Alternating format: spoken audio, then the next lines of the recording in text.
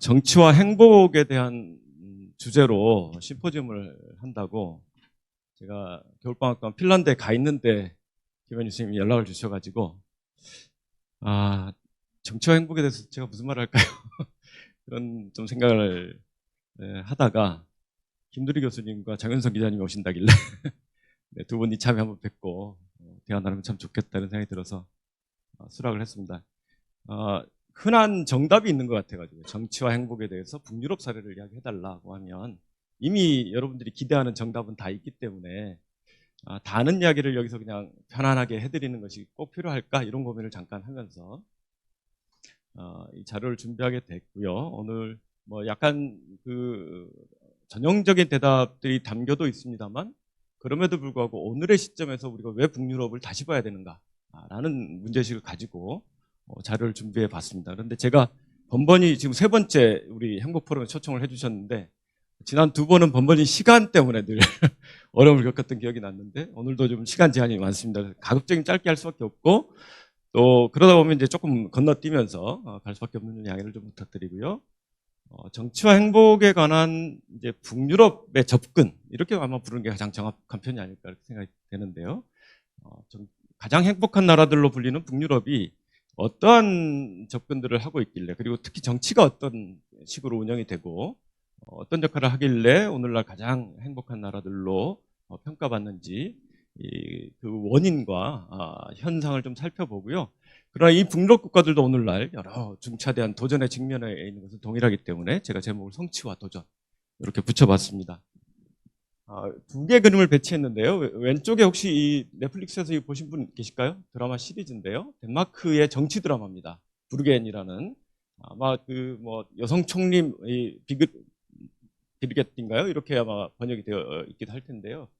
굉장히 고급의 정치 드라마입니다. 한번 꼭 보시길 바라고요. 시리즈가 지금 벌써 3개까지 나와 있고 한데 저게 2010년대 중반에 나왔을 때 굉장한 신드롬이 일어가지고 유럽 전역에서 영국에서도 팬덤들이 생기고 덴마크어를 배우는 사람들까지 생길 정도로 대단한 드라마였습니다. 근데 이 이제 아주 작은 신생정당을 만들어서 일약 선거 승리를 하면서 일당이 되고 총리에까지 오르는 여성 총리의 모습을 이제 그리고 있고요. 저 뒤쪽에 있는 배우가 이제 남편의 역할인데 대학 교수인 남편과 아이 둘을 키우는 40대 중반의 여성이 이 정치의 한복판에 등장해서 여러 가지 우여곡절과 에피소드를 겪어내면서 그럼에도 불구하고 국민적 지지를 유지해가는 그런 모습인데 일과 가정의 양립 사이에서 늘 딜레마들이 있겠고 수많은 정당들 틈바구니에서 연정을 이끌어야 되고 예산안 협상을 이끌어야 되는 아주 다이내믹한 모습들이 나타나 있는데 이렇게 정치와 시민이 멀리 있지 않다는 모습들을 아주 잘 묘사하고 있어서 북유럽 정치를 이해하는 데 큰 도움이 되실 겁니다. 자, 오른쪽에 있는 그림은 사진은 멀리 있는 게 이제 헬싱키의 핀란드 의사당이고요. 그 앞에 시민들이 이제 광장에 모여서 한 5,000명 정도 모여서 인구가 적기 때문에 한 5만 명 모인 겁니다. 우리로 치면 500만 정도 되기 550만 정도 되기 때문에요. 2012년도에 핀란드가 시민 발의 제도를 국가적인 차원에서 도입을 합니다. 북유럽에서는 최초로요. 지역 수준에서는 있었는데 그래서 5만 명 이상의 유권자가 서명을 하면 그 의제를 의회가 심의하도록 한 것이죠. 스위스의 경우는 아예 국민투표까지 끌고 갈 수가 있어서 풀스케일의 직접민주주의 제도를 운영하는데 핀란드나 북유럽 국가들은 굉장히 강한 정당 중심의 대의민주주의 체제를 운영하고 있거든요. 앞서 이제 여러 선생님들께서 강조해 주신 것처럼 전면적인 비례대표 선거제도에 기반해서 그야말로 강한 대의제도를 운영하고 있고 이 의회를 비롯한 의회와 정당을 비롯한 대의기구들에 대한 국민적 신뢰가 굉장히 지금도 높게 나타나는 사회인데 그럼에도 불구하고 시민들이 4년에 한 번 투표하는 것으로는 만족이 안 된다. 선거와 선거 사이 시기에도 일상적으로 정치 참여를 하게 해달라. 우리들의 의제를 직접 의회에 보낼 수 있는 채널을 만들어달라. 라는 요구가 들어갔고 2012년도에 헌법을 개정하면서까지 그리고 별도 입법을 통해 가지고 시민 발의법이 제정이 되었고요. 이 사진은 그 중에 이제 논란이 됐던 동성결혼 합법화 안건이 시민 발의를 통해서 의회에 갔는데 처음으로 통과가 된 날입니다. 이제 시민 발의 1호로 통과가 된 날. 그래서 시민들이 모여서 환호하고 있는 모습을 보실 수가 있습니다. 시간이 없어가지고 다 넘어가야 되겠습니다. 제 소개를 넣어놨는데 저는 이제 김누리 교수님이나 장윤 선생님처럼 유명하지가 않아서 간단하게 소개를 해드리려고 하는데요. 저는 현재 교원대에서 활동을 하고 있는데 핀란드 땀베레 대학교에서 정치학 박사학위를 받고 활동을 하고 있고, 최근에는 네트워크 리라는 새로운 시민사회 단체를 만들어서 직접 대표로 활동을 하고 있기도 합니다. 왜 리냐 이런 말씀을 많이 물어보시는데요. 우리 사회 전반에 정말로 아까 김준일 교수님 강조해 주신 것처럼 다시, 그러나 완전히 새롭게 좀 접근해야 될 것이 너무나 많다. 특히 민주주의, 교육, 그리고 복지국가, 시민사회 전반에 이런 재구성이 필요하다고 봐서 뜻있는 이제 동료들과 함께 지금 단체를 하나 만들어 운영을 하고 있는데, 다음에 우리 행복포럼과도 많은 인연을 만들었으면 좋겠습니다. 네, 북유럽의 모델이라는 제가 표현을 썼기 때문에 지난번 강의 때도 이 부분 말씀드렸는데요. 다양한 정의가 있지만 정치적인 측면에서의 삼인주의 중심의 합의 정치가 발달해 있죠. 그리고 집합적인 이익조정 체계와 맞물린 사회적 시장경제 시스템, 이른바 코퍼레티즘이라고 부르는 그런 조정기제가 발달해 있고요. 이 양자가 복지국가 측면에 영향을 미치니까 영미권과 같은 선별적 복지국가가 아니라 보편적 복지국가가 발전하게 되고, 이 세 가지 제도적인 기둥이 확립된 다음에 수십 년간 선순환하고 상호작용하면서 오늘날의 북유럽 모델이 이제 구축되었다, 이런 평가를 내리고 있습니다. 자, 그런데 제가 북유럽에서 공부를 해보니까요, 북유럽 모델이란 말이 굉장히 다방면으로 쓰이더라고요. 복지국가는 대표적으로 그렇게 하겠거니와 정치와 민주주의에서도 북유럽 모델이 있고, 정치경제, 대외정책, 성평등 모델, 교육, 건강, 주거, 그리고 환경정책, 개별정책에 이르기까지 북유럽만의 고유한 모델과 접근이 있지 않느냐. 그리고 우리 한국포럼도 중시하는 로컬 거버넌스 측면에서도 이런 이야기를 해볼 수 있는데, 제가 여기다가 이렇게 물음표를 던져봤어요. 정치와 행복에 관한 북유럽 모델이라고 우리가 부를 만한 무엇이 있을까요? 이런 부분을 같이 좀 찾아보자는 취지입니다. 네, 북유럽 국가들 행복지수는 이미 이제 다 알려져 있어서 지금 뭐 세계 행복 보고서 나온 이래로 줄곧 최상위권에 랭크가 되어 있죠. 어김없이 이제 핀란드, 덴마크, 아이슬란드, 노르웨이, 그리고 스웨덴, 이런 식으로 10위권 안에 항상 랭크가 되는 모습을 보실 수 있고, 거기에 이제 보통 보시면 이제 네덜란드, 뉴질랜드 이런 나라들이 단골이라는 거 확인하실 수가 있습니다. 실제 이제 그 세계 행복 보고서가 채택한 행복의 척도들이죠. 여러 가지 뭐 GDP도 물론 들어가고요. 1인당 GDP도 들어가고, 그러나 사회적인 지원이라든지 건강한 기대 수명이라든지 시민들의 자율성과 자유라든지, 그리고 관용이라든지 이 반부패, 부패에 대한 인식, 이런 부분들이 골고루 합산이 되어서 이렇게 순위가 매겨지고 있다라는 걸 보실 수가 있습니다. 그런데 제가 이제 북유럽과 이 정치와 행복을 키워드로 오늘 자료를 준비하면서 쭉 한번 서칭을 해봤더니 2020년도 세계 행복 보고서에 챕터로 하나 학자들이 이런 북유럽 시민들이 정말 행복한가라는 분석을 가해놓은 걸 보고 이 내용을 이제 여러분께 상세히 소개를 시켜드려야 되겠다 하고 가져와 봤습니다. 북유럽 시민들이 행복한가에 대한 흔한 설명 두 가지가 있고요. 꼭 그런가라고 반문하는 두 가지가 있답니다. 첫 번째 설명 부분은 북유럽은 인구가 작으니까 행복하지, 갈등도 심하지 않고, 뭐 이런 이야기. 그 다음에 인구 집단도 되게 동질적이잖아. 그래서 높은 신뢰가 나타나지 않을까? 뭐 이런 흔한 설명이 있다는 것이고요. 반대로 북유럽 날씨가 그렇게 안 좋은데 정말 행복한 거 맞아? 저도 개인적으로 이 질문 많이 받거든요. 네, 특히 핀란드 정말 혹독한 겨울이 길고 어둡고 정말 우울한 날씨입니다. 네, 지금도 엊그제도 눈이 폭설이 오고 뭐 이런 날씨고, 이런 가운데 정말 시민들의 일상이 행복할까라는 질문. 북유럽 국가들은 자살률이 높다는데 정말로 행복한가요? 이런 질문들인데, 이 저자들은 그동안의 관련 연구들을 쭉 집대성해 보니까 이런 정도로 잠정적 결론을 내릴 수 있겠다라고 설명하고 있습니다. 인구의 규모와 행복도 간의 직접적인 상관관계가 잘 안 나온다. 큰 나라건 작은 나라건 이게 큰 중요한 변이는 아닌 것 같다 라는 이야기를 하고 있고요.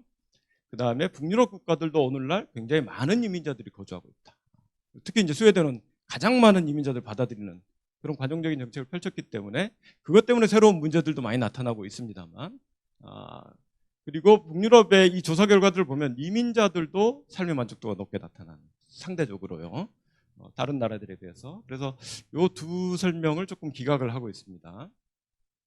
다음으로 날씨 조건이라는 거는 그 지역에 산 사람들은 너무나 오랫동안 살았기 때문에 대부분 적응이 돼 있다는 거예요. 그래서 이게 그렇게 행복도에 직접적인 영향을 미친다고 보기 어렵고, 북유럽이 자살률이 높았던 건 맞는데 80년대 이후에 급격히 낮아져서 오늘은 대부분의 선진국과 비슷하다.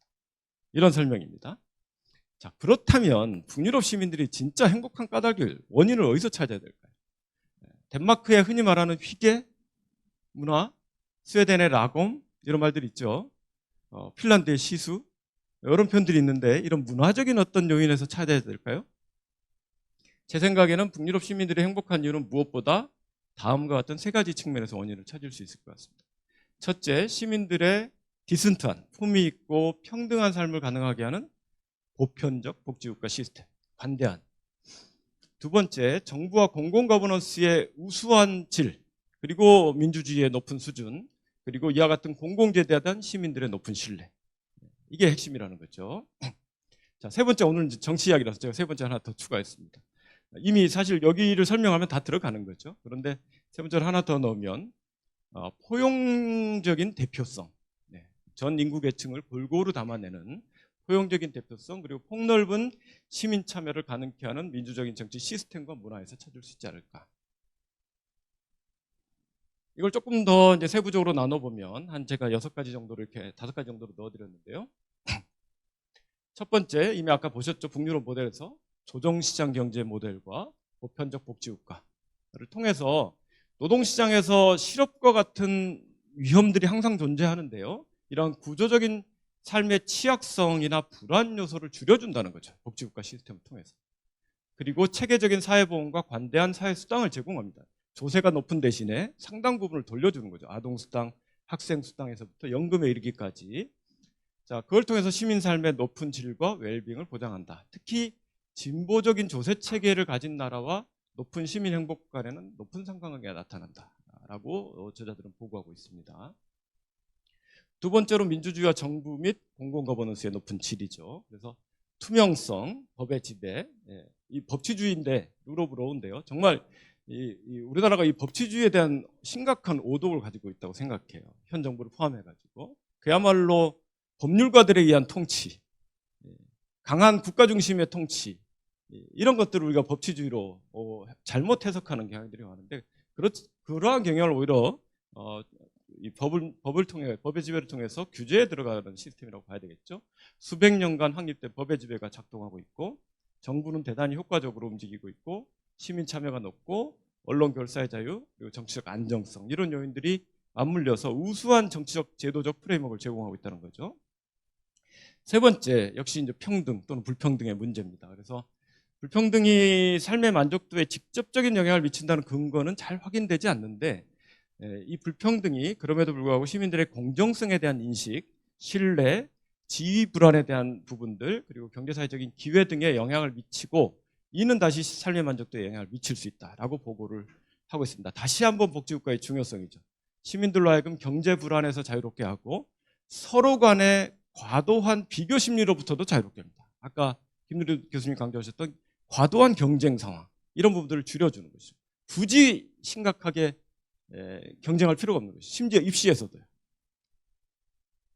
네 번째, 높은 시민 자유와 자율성입니다. 북유럽 3인주의 국가들이 이렇게 굉장히 높은 평등과 연대의 원리에 기초했습니다. 그럼에도 불구하고 가장 높은 수준의 자유를 달성하고 있는 나라이기도 해요. 그러니까 자유와 평등은 이분법적인 것이 아니라 높은 차원에서 함께 갈 수 있는 것이다를 보여주는 것이죠. 그리고 높은 사회적 신뢰와 사회적 결속력입니다. 아까 우리 사회가 사회가 없는 사회다라고 말씀하셨는데, 공공제도에 대한 높은 신뢰는 타인에 대한 일반적 신뢰를 높인다 그래요. 그래서 양자가 모두 가장 높게 나타나는 사회가 북유럽 사회들입니다. 이를 통해서 공동체적인 감각, 사회적 결속력을 유지 발전시킬 수 있는 것이죠. 그래서 북유럽 국가들은 참여, 협력, 신뢰에 바탕한 역동적 시민사회를 발전시켰고 풍부한 사회적 자본을 축적한 시민 공동체로 진화해 가고 있다.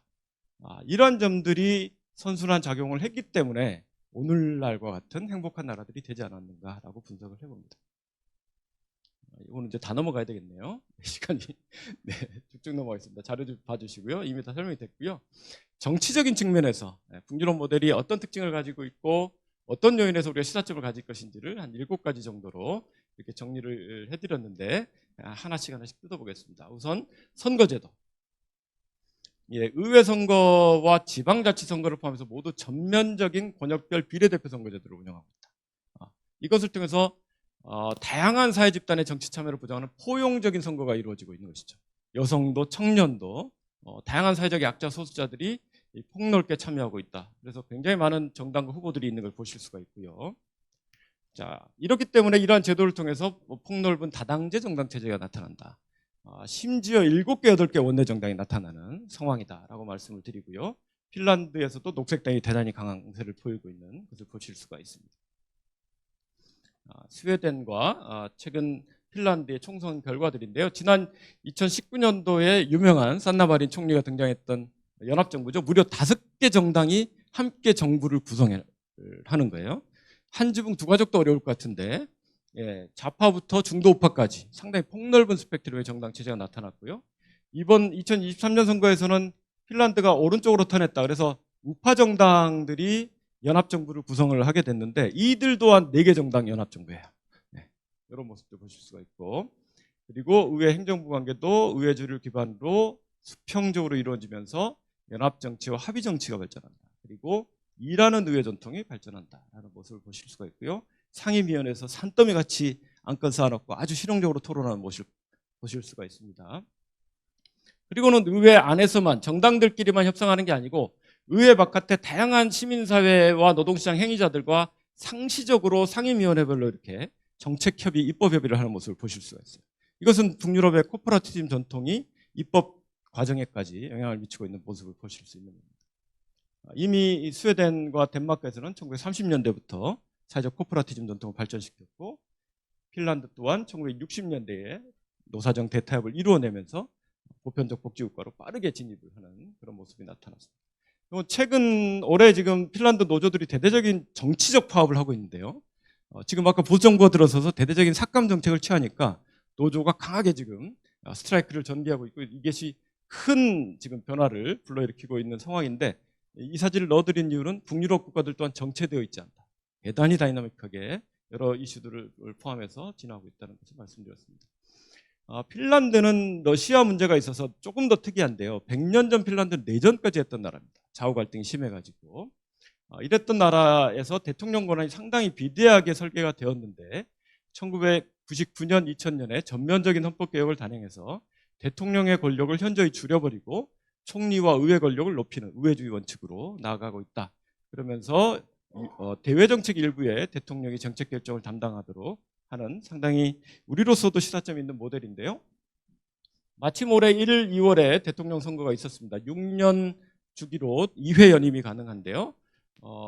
1차 투표, 결선 투표가 있기 때문에 1차 투표에서는 후보도 굉장히 많이 나오고 골고루 마치 비례대표제와 같은 그런 어떤 결과들을 보실 수가 있고요. 1, 2 후보 간에 2차 투표를 진행했는데 굉장히 박빙의 연합정치이기 때문에 이렇게 나왔습니다. 지금 보수당의 알렉산더 스투프 후보가 대통령에 당선이 돼서 임기를 시작했고요. 흥미로운 것은 2당 후보가 3인당이나 중앙당 후보가 아니라 녹색당의 백가 하비스트 후보인데 2차 투표에서 얻은 득표율을 한번 보십시오. 역사상 가장 높은 48.4%까지 일궈낸 모습을 보실 수 있습니다. 지방민주주의 수준에서도 대의민주주의 원칙과 활발한 결사체 민주주의에 더해서 새로운 시민참여 기제들이 폭넓게 제도화되어 있는 모습을 나타낸다는 거고요.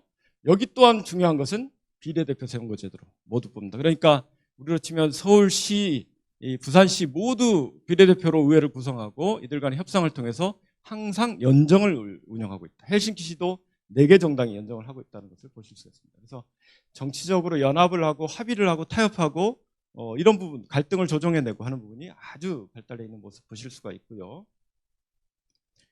그리고 지방자치단체가 복지국가에서 핵심적인 역할들을 담당하기 때문에 지방복지국가라고 불리고 있다라고 말씀을 드리고 재미난 원칙이 하나 있는데요. 말이 어렵습니다. 소극적 권력 비제한 원칙 이렇게 말인데 명시적으로 금지된 것이 아니면 뭐든지 할 수 있어요. 지방자치단체가. 이게 영국하고 상당히 다릅니다. 영국은 명시적으로 하라고 한 것만 할 수 있어요. 바로 이런 면들 때문에 굉장히 높은 분권화가 나타나 있고 높은 수준의 자치제도가 발전되어 있고 북유럽 지자체들이 높은 자율성을 보유하고 있는 모습이 나타납니다. 시간이 없어서 쭉쭉 넘어갑니다. 아까 이제 이 제도는 이미 설명을 드렸습니다. 그래서 새로운 의회 정치와 정당 정치가 굉장히 확립되어 있음에도 불구하고 급진적인 새로운 시민 참여 제도를 접목해 줌으로써 더욱더 다이내믹한 민주주의로 진화해가는 모습을 보실 수가 있다. 그리고 일찍부터 시민교육이 뿌리가 내려져 있다는 말씀 드릴 수가 있겠습니다. 그럼에도 불구하고 북유럽 국가들 또한 오늘 다층적인 수준의 전환적 상황, 위기적 상황을 직면하고 있고 대표적으로 기후위기라든지 인구구조 변동이라든지 이민자 통합의 과제라든지 그리고 극우 포퓰리즘의 부상이라든지 최근 들어서 다시 올라오는 불평등 문제 그리고 국제관계 위기들에 대해서 능동적으로 대응해가는 상황입니다. 결론입니다. 시민 행복의 정치를 향하여 라고 제가 부제를 붙여봤는데요. 북유럽 모델의 특징과 함의를 6가지 정도로 정리해봤습니다. 함께 살펴봤듯이 북유럽 시민들이 행복한 진짜 이유는 20세기를 거치면서 발전시킨 보편적 복지국가 시스템의 존재, 우수한 민주주의의 질과 공공정책 거버넌스의 효과성을 찾을 수 있다. 100년 전 북유럽은 오늘 같지 않았습니다. 100년 전 핀란드는 정말 변방의 가난한 나라였고 정치 후진국이었고 그리고 내전까지 했을 정도로 사회 갈등이 심각한 사회였는데 100년의 역사를 거쳐서 오늘에 이르렀다는 점, 역사적 정치적 과정을 통해서 현재 이르렀다는 점이 굉장히 중요할 것 같습니다. 특히 포용적인 대표체계, 굉장히 관건적으로 중요하다라고 생각하고요. 합의민주주의적인 정부 운영, 협의적인 정책결정 시스템, 협력적인 중앙지방 거버넌스, 그리고 역동적인 시민사회와 활발한 정치적 공론장을 특징으로 하는 북유럽의 정치제도와 문화에서 영감을 얻을 수 있지 않겠는가라고 생각하고 요 세 번째 부분은 이미 말씀을 드렸습니다. 그런데 오늘날 북유럽 국가들 또한 후기 근더적인 사회구조 변동이나 전환적인 위기의 시대에서 결코 자유롭지 않다. 우리와 다른 상황이 아니다. 라는 말씀을 드리고 싶고 이러한 도전에 어떻게 집합적으로 역량과 지혜를 집결해서 헤쳐나가는가에 따라서 2030년, 40년의 북유럽 국가들의 미래도 달라질 것이다. 라는 것이죠. 우리에게 다시 시선을 돌려볼 필요가 있을 것 같습니다. 민주화 이후 한 세대 이상의 시간이 흘렀는데 저는 우리 사회가 여전히 가건물 민주주의 상태에 머물러 있다고 생각을 합니다. 굉장히 많이 선진국이 된 것 같은데도 어느 날 한순간에 무너지는 모습들 또는 부실한 모습들이 나타나고 있고 토대 자체가 다시 퇴행하는 모습들도 나타나서 엄중한 위기의 상황을 맞고 있는 게 아닌가라는 생각이 들고 이를 온전히 극복하기 위한 담대한 정치적 실천적 해법이 절실하게 요청되는 시기가 아닌가라고 생각을 합니다. 다만 동시에 참으로 희망이 없어 보이는 시대임에도 불구하고 함께 희망을 찾아 나가는 여정이 우리에게 지금 굉장히 중요한 과제로 다가온다는 생각을 하고요. 이러한 때에 특히 역사적 방향 감각을 유지하는 것이 굉장히 중요하다라고 생각하고 어렵더라도 10년, 30년, 50년을 내다보는 장기적 안목과 정치적 상상력 그리고 구체적인 실천의 노력이 대단히 필요하다라고 생각을 합니다. 네, 이상으로 발표 마치겠습니다. 고맙습니다.